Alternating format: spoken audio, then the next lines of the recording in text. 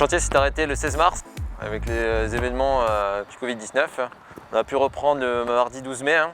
Juste avant le mardi 12 mai, on a préparé toute une logistique et créé des conditions sanitaires pour que tout le monde puisse reprendre le mardi 12 mai sur le chantier. Donc on a modifié les casiers, le cheminement. On a équipé des points de gel hydroalcoolique sur le chantier et des points d'eau avec du savon. Et on a posé le masque pour tout le monde. En termes d'organisation, on a dû créer 2 groupes de travail.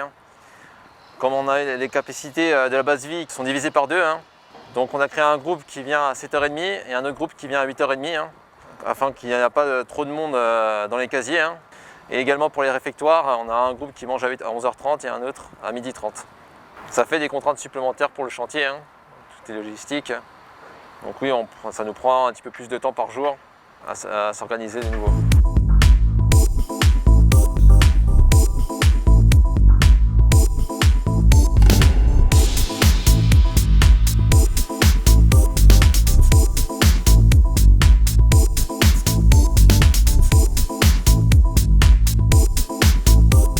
Donc ce mois-ci, on a pu terminer le voile filgien, on a coulé le dernier plot. On a également monté toute une tour d'étaillement sur le chevêtre. C'est une mesure accélératrice pour qu'on finisse au plus tôt le voile filgien et pour qu'on puisse rendre la raque V inter.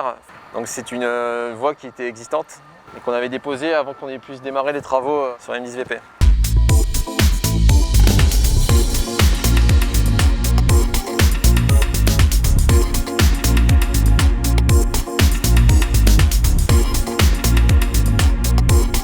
On est en train de ferrailler ce qu'on appelle le portique watt de la Filgien.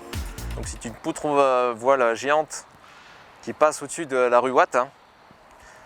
Donc on ne peut pas transmettre beaucoup de charge sur le pont qui est au-dessus de cette rue. Donc on vient se greffer sur un voile existant et des amorces existants qui de part et d'autre du pont Watt. Donc on va faire 3 levées de coulage sur ce voile. Donc une première levée d'1,50 m de béton qu'on vient ensuite décoffrer pour ne pas retransmettre toutes ces charges sur ce pont.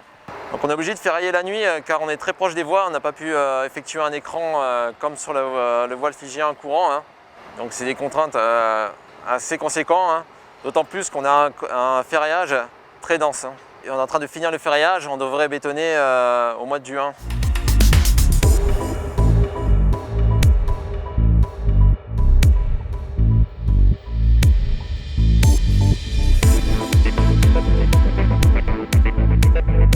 Sur la FIF, on l'a descendu à l'hydrofraise de Solétanche et on a démarré les barrettes de fondation.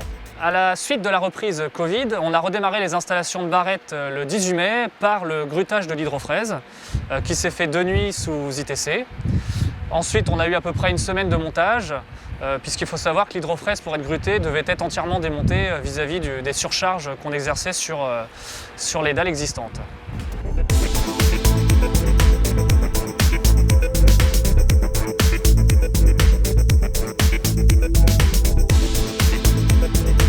Donc à la fin du montage, on a pu redémarrer les excavations le 25 mai.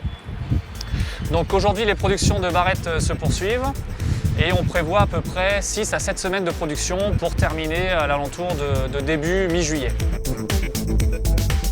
La grande différence avec la Filgi se situe au niveau des installations, puisque sur la FILEF, on est complètement enclavé sur la plateforme ferroviaire, à savoir qu'on n'a aucun accès direct. On a dû donc installer des centaines de mètres de conduite depuis Avenue de France, où la centrale de traitement des déblais est installée, jusqu'à la FILEF.